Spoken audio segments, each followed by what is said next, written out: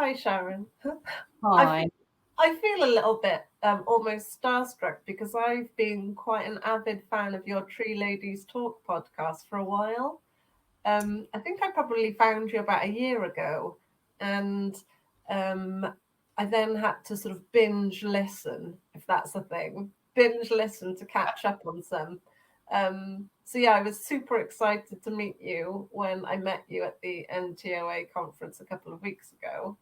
Do you want to just say a little bit about yourself and yeah, what you do really? Yeah, sure. Well, first of all, it's lovely to have met you, Sarah, at the National Tree Officers Conference, which was a really great event. And I admire all your posts on LinkedIn, and it's really informative, not just to the tree industry, of course, but to all of potential clients. So well done for what you're doing. So my name's Sharon Durdant Hollamby, and I'm a independent tree consultant and a arboricultural consultant. And I work mainly in the planning and construction industry, but I was a tree officer for 11 years. And I also have a role as president of the Institute of Chartered Foresters. And I'm on the British Standard Committee for Trees, Committee 213. And I also host a podcast, which, we'd love to do it every week, but at the moment we're just too busy. But that's been a real privilege to speak to so many wonderful people from so many different backgrounds and parts of the world. So I just thought it'd be fun for us to have a chat, really. When I turned up at the NTOA conference the other day, someone behind me said, "Oh, you're the lady from YouTube," and I forget that all the stuff I put out there on social media, on LinkedIn and the YouTube channel, actually people are watching it Yes.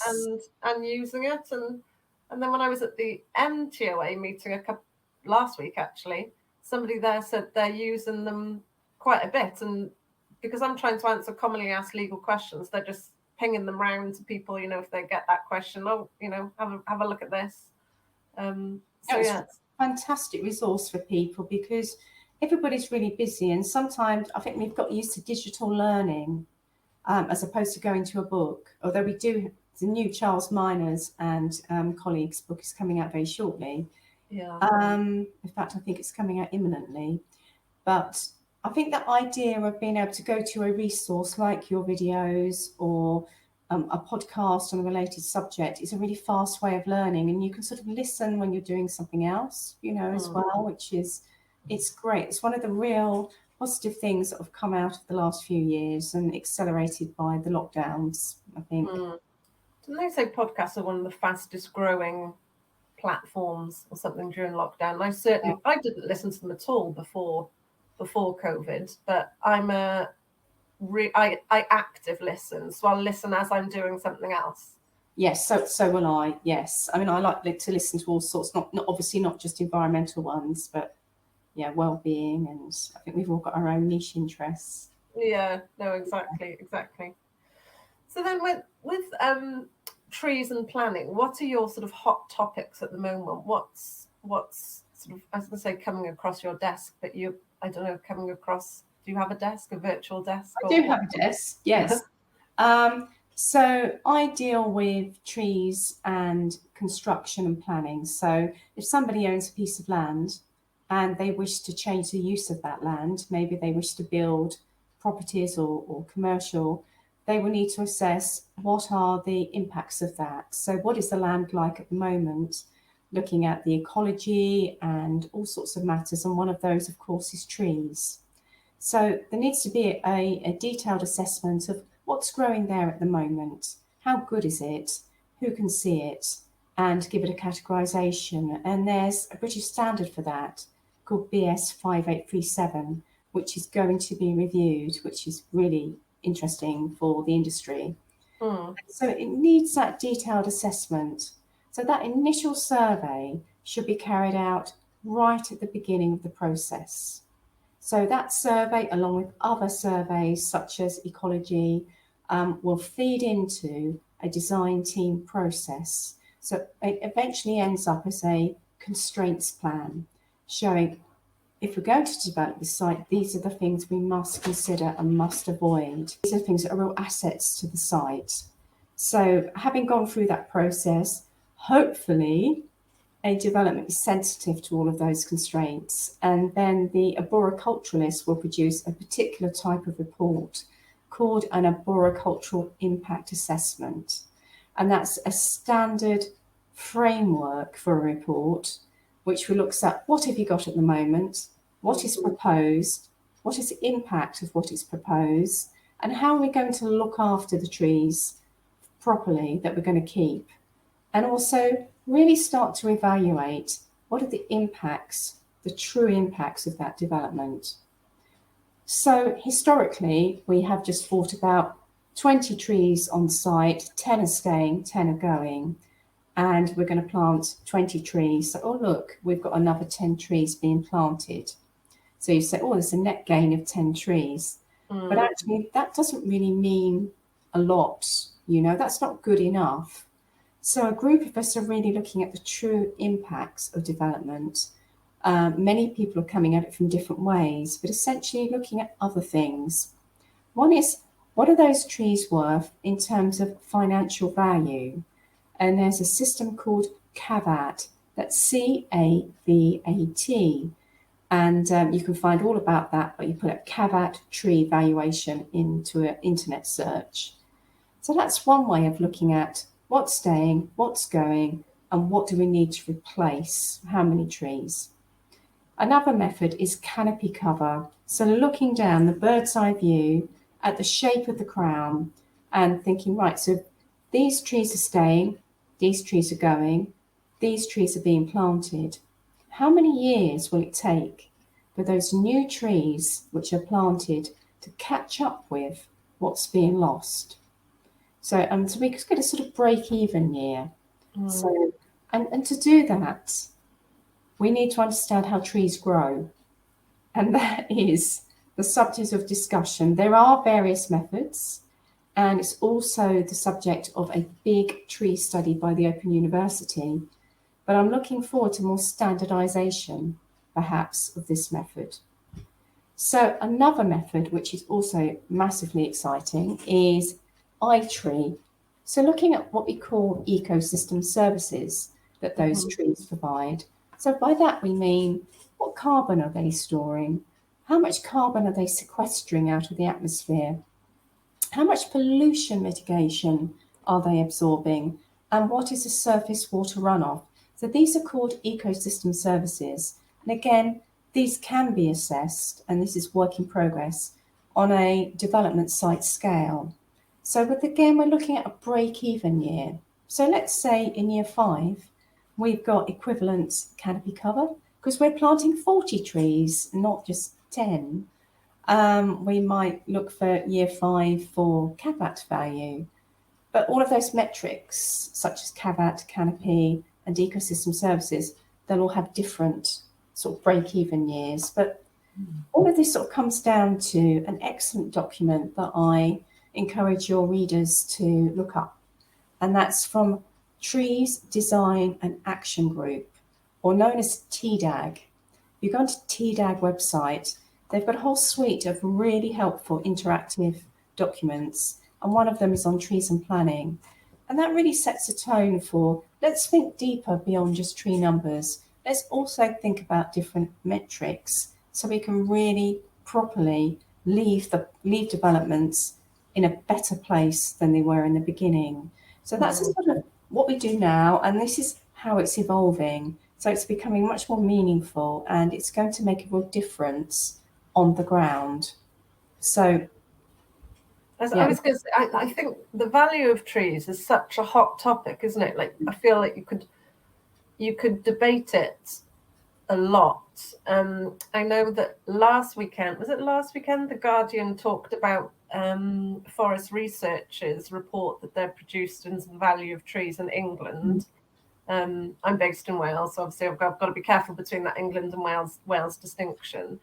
And I was interested in that. So they were putting a financial value on the trees themselves, and then the financial value of the annual ecosystem services from those trees.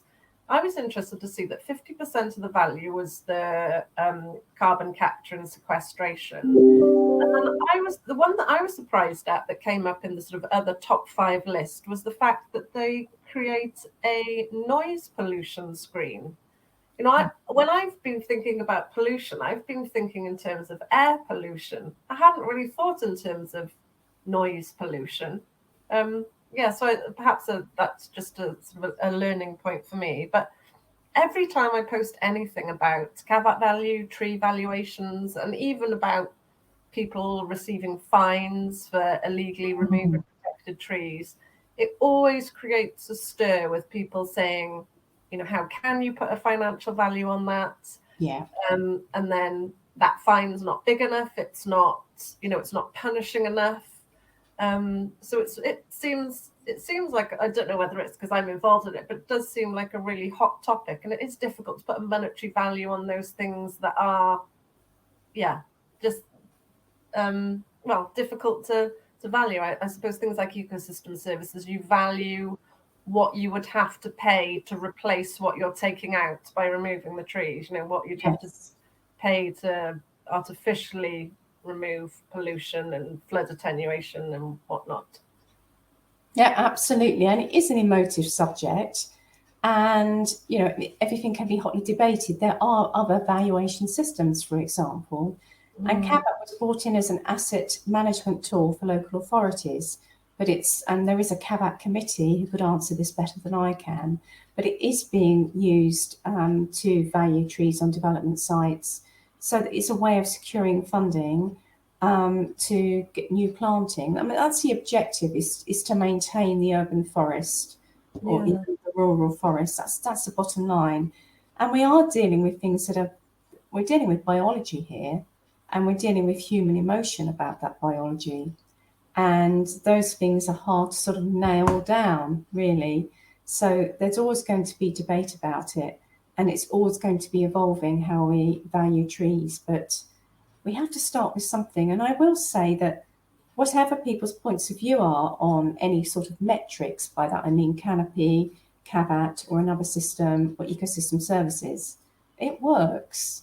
It works as somebody who works in private practice, talking to a design team and saying, actually, the real impact of what you're doing is really, really important. And so we must put forward a meaningful landscaping scheme and the first thing is, can we keep everything that we have? And sometimes it's just not practical. So if you can't keep everything that you have, and maybe some of what you had is actually in a very poor condition, that's your first principle. Know what you have, keep what you can, and what you can't keep, replace so that it's a betterment. And then how do we measure betterment? We know that tree numbers, I mean, I go back to the late 80s in local government, where it's like, 1 tree in, 1 tree out, and that's not good enough. We haven't got time as a planet to wait. I read a lot of difference between how local authorities deal with the replacement of trees. Some might have a 3-2-1 policy, so replace with 3 if you're losing a big tree, 2 medium, 1 small. And then I think I was reading something relatively recently from the Bristol Tree Action Forum. Yes. Yeah, about their proposals as well. Go on. I really like that. I mean, I read that recently as well, and I thought, how gloriously simple, in that you take the stem diameter of the tree that's being removed. So let's say a tree has a stem diameter, and I hope I've got this right, of 500 millimeters. It means you need 5 trees to replace it. An 800 millimeter tree, a really big tree, you need 8 trees to replace it. The fact is, it's simple, and it's probably very powerful. So these metrics are powerful. They are changing things. I like one of the reasons. Yes, one of the reasons I set up Tree Law just over a year ago was because I couldn't really work with the contradiction any longer between how the traditional industry, the corporate legal world that I was living and working in, was dealing with claims involving damage with trees, and then the more important part of retaining trees and the climate crisis, they just felt so at odds with one another. And when I was speaking to the NTOA last week, I've done my tour of the OAs. I've done the NTOA, the LTOA, and the MTOA all in 2 weeks. Yeah, and you've got local authorities who are working with hugely limited budgets, trying to effectively manage their trees, trying to increase their they're targeted to increase their canopy cover, plant more trees, and yet they're, facing concern over potential liability if, I don't know, one of their trees falls over in a storm. We're likely to be coming into stormy weather now in December, January, February, or if those trees cause subsidence damage, or really any other, or a tripping hazard, any other of those bits. It's a real not a double-edged sword, because a tree is not a sword, but you know what I mean. There's so many good things that you want to preserve, but they can be so inherently risky. I mean, the absolutely worst case scenario, a tree failing and it affecting a human life. Exactly. So it really is that difficult mix. I mean, it's just, there's so many pressures on tree officers, and they need more support. In my opinion, they need more funding, and they need administration with support, actually, because the work that they do is complex. You've really encapsulated that, and we need more people going into industry to take those roles on, because we've got a skill shortage. Yeah, which is why I'm so grateful for the work that you're doing, because it might inspire somebody to come and do what is essentially a fantastic career working with trees. Do you know what? Since I've started, I've had 2 conversations now with people who have reached out to me, who are arboriculturalists, or they've got to they work with trees, and they're moving towards working in law, and they're really interested in that sort of tree law, combining those 2 skills together. I want to chat about how I got to where I am, etc. And I'm always very conscious about saying, if you're at the beginning of your legal career, don't presume that that's definitely what you're going to do, because who knows, something might come along and you realize that you absolutely love, cyber or real estate or something else. But it's really interesting to see that there are at least 2 people out there that are starting that journey to become a tree lawyer. That's fantastic. Well done. Yeah. Brilliant. So hopefully it is inspiring some people. But when you look at I've got the old book here, the Charles Miner's book, and people say to me, is there enough law around trees to make a whole career out of it? Yes is the answer. I mean, it's absolutely vast. And these tree officers, all the different people involved with trees on the ground, you've got to have a working knowledge of all of this in your head, which is just crazy because it is so vast. It really is. It really is. So well done for the work that you're doing. And everybody just keep listening to Sarah's tree law edits. So it's fantastic. Well, I was very proud to say as well that at the MTOA event, I was talking Liz Nichols, so one of the ladies, barrister, who has written the updated version of Charles Miner's book. And there was another lady there also, actually from Birmingham Tree People. I've got the leaflet still here. There were 4 ladies that spoke, and it was the first time that actually there were more female speakers at an MTOA event than male speakers. And I'd sort of forgotten about the diversity bits, but in that respect, you're breaking the mold there as a senior female leader in these areas. Is that something that you think about, or is it something that is just your normal now? I personally don't think about it, but I'm pleased that it might help some people think, oh yes, they can do that. I've just been me and gone around and done my thing, including being on a lot of time on building sites and actually having a very nice time, even if the trees aren't all that great. No, I don't think about that, but we definitely need more diversity in industry, diversity in its broadest sense, diversity of background and every single different aspect, because it has been traditionally white male, but it is getting better. But it's just getting that message out there to young people and career changers that this is a really interesting career. you needn't be out there getting your hands dirty if that's not your thing. You know, it's incredibly technical. It's very people focused. You're dealing with people's emotions, new technology. You're dealing with analytics, problem solving. There are so many different facets of being an arboriculturalist. I think it's a glorious mixture of science and art and almost sociology as well, and communication. So it's an enormously diverse career. So if anybody's watching this and they feel like I need a change, check out the Arboricultural Association's website on careers, and also the Institute of Chartered Foresters careers page. Both of those organisations give advice to people and work shadow somebody. So I do hope people will be inspired to work with trees, because boy, do we really need you right now.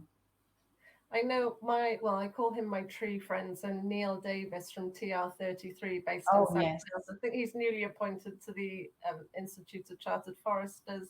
Arboricultural Association. And he gave me a field trip day one day. He sent me a text saying, I'm going on a day doing some tree assessments. Do you want to come along for the day? And that was brilliant, just being able to get out with him and having a look at the foraging for stuff off the sort of woodland floor. And he was showing me trees that he'd consider risky and what he looks for. And we were tapping the trees with a hammer, and it was brilliant.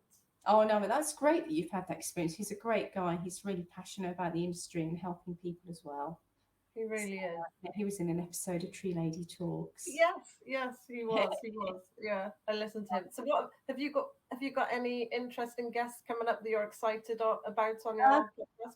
Yes, I've got a couple of things. So actually, was involved loosely with the Victoria and Albert Museum in collaboration with the Silver Foundation, where they had a broad range of participants who really learned how to work with wood, and they created the most incredible thoughtful installations.